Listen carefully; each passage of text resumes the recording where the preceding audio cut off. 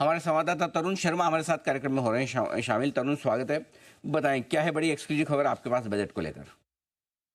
Good morning sir. जो ये खबर है शिप बिल्डिंग या कहें कि शिपिंग सेक्टर के लिए एक अच्छी खबर हो सकती है यदि बजट में इसका ऐलान होता है। तो एक बड़ी डिमांड जो है वो मिनिस्ट्री की तरफ से शिप बिल्डिंग को लेकर या शिपिंग को लेकर ये कहें तो इंफ्रास्ट्रक्चर स्टेटस देने की गई है। और जो हमारे सोर्सेज हैं वो ये बता रहे हैं कि मिनिस्ट्री ऑफ फाइनेंस भी इस डिमांड को मान सकता है। और यदि ऐसा होता है तो जो शिप बिल्डिंग की कंपनीज हैं उनको फायदा मिलेगा, क्योंकि इस समय इनको इंफ्रास्ट्रक्चर स्टेटस नहीं है तो जो बैंक लोन्स मिलते हैं उसका टेन्योर काफी कम होता है, क्योंकि शिप जो है वो मूवेबल प्रॉपर्टी है। तो ऐसे में जो उनको बैंक लोन मिलता है वो कार लोन के बराबर ही मिल पाता है।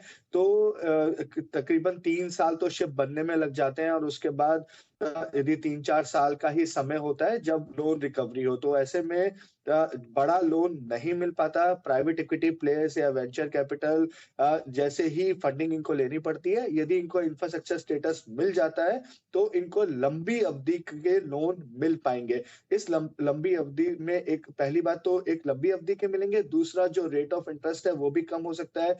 कई जैसे NIIF जैसे फंड्स भी इसमें इन्वेस्ट कर सकते हैं। तो इस बार उम्मीद ये की जा रही है कि जो हार्मोनेशन एक लिस्ट होती है उस लिस्ट के अंदर शिपिंग को ऐड किया जा सकता है। तो एक शिपिंग को लेकर एक ये बड़ा फैसला बजट में हो सकता है। दूसरा है कि एक ship building financial assistance policy है जो 31 मार्च 2026 को खत्म हो रही है। तो उसका जिक्र भी इस बजट में हो सकता है उसको 5 से 10 साल तक बढ़ाया जाए, क्योंकि जो शिप बनाने की जो प्रक्रिया है वो काफी लंबी प्रक्रिया है। तो 2026 से पहले यदि इस बजट के अंदर इसका ऐलान होता है तो एक क्लैरिटी रहेगी पूरे सेक्टर को कि जो ये असिस्टेंस है ये बढ़ सकता है और असिस्टेंस हमें 2026 के बाद भी मिलेगा। तो जो नए प्लेयर्स आना चाहते हैं वो आ सकते हैं। तो ये दो बड़े फैसले हम उम्मीद कर रहे हैं शिपिंग को रिलेटेड जो इस बजट में हो सकते हैं। इसके साथ साथ जो 4 बिल है, जो 2 बिल जिसमें से इंट्रोड्यूस भी हुए हैं विंटर सेशन के अंदर, वो भी बजट सेशन में पास होते हुए दिखाई दे सकते हैं।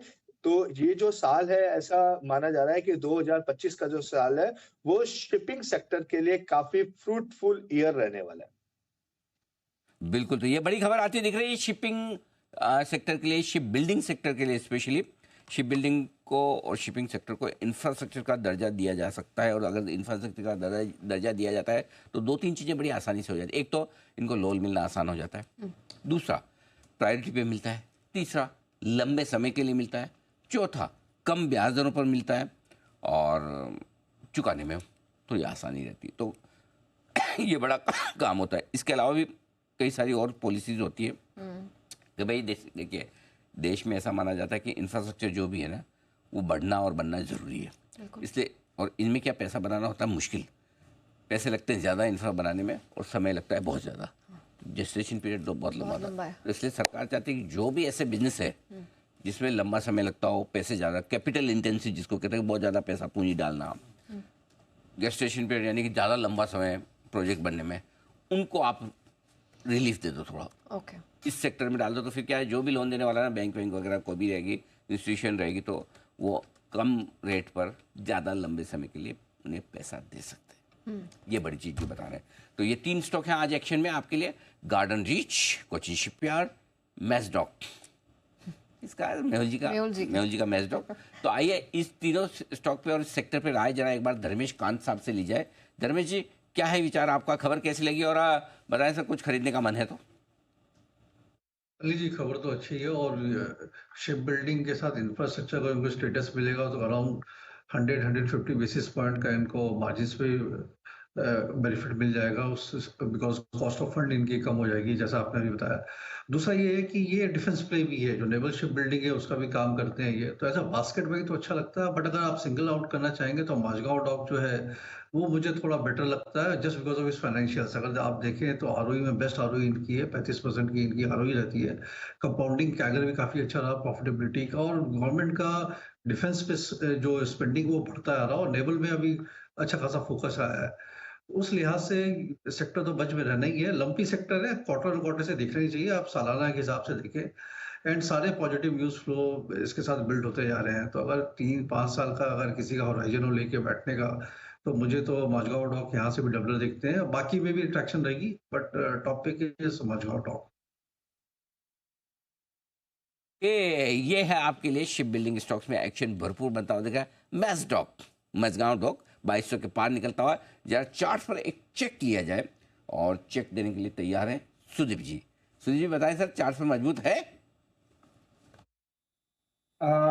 अनिल जी, मैस्डॉक को यदि हम चार्ट पर देखें तो मुझे लग रहा है कि एक इंपॉर्टेंट लेवल से स्टॉक रिवर्स तो कर रहा है, या आज कोशिश कर रहा है। जो हिसाब से 3% ऊपर है, मुझे लग रहा है जो हिसाब से पिछली बार भी स्टॉक ने यही जोन से जब सपोर्ट लेके बढ़ा था तो एक अच्छी सी रैली भी दी थी। तो यहाँ पे मुझे लग रहा है जब तक 2160 2170 का लेवल होल्ड करता है तब तक एक पुल बैक 2310 2320 तक आ सकता है। और आगे की रैली ये 2320 को क्रॉसओवर करने पर ही हमें ये समझ में आएगा। बट मुझे लग रहा है एज ऑफ नाउ 2310 2330 तक का एक रैली यहाँ पे स्टॉक में नजर आ रही है, और 2180 का स्टॉप लॉस रखें। तो ये है मझगांव डॉक, जहां पर आपके लिए राय चार्ट्स के लिहाज से।